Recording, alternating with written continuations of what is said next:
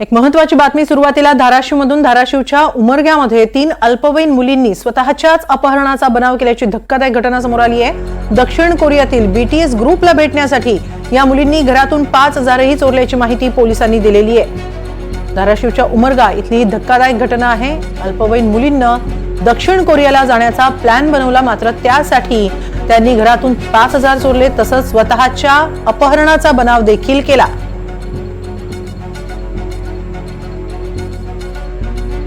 मोहोळ पोलिसांनी त्यांना सुखरूप पोलीस स्टेशनला आणून बसवलं आणि आपण या ठिकाणावरून टीम रवाना करून त्यांना सुखरूप सुटका केलेली आहे।